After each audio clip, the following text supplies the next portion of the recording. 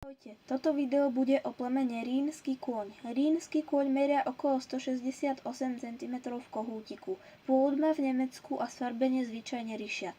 Najlepšie z nemeckých chladnokrvných koní bolo staré plemeno rínskeho ťažného koňa, pochádzajúce prevažne z belgického brabantského koňa.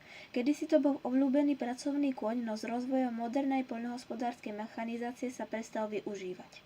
Plemenná kniha sa zredukovala z 25 000 zapísaných kobýl v rokoch 1935 až 1945 na takmer žiadnu registráciu o niekoľko rokov neskôr. Ako ťažké plemeno už nie je v Nemecku registrované. Plemenná kniha rínskeho koňa založená v roku 1892 však zostala otvorená a s nárastom trhu voľnočasových aktivít v 70.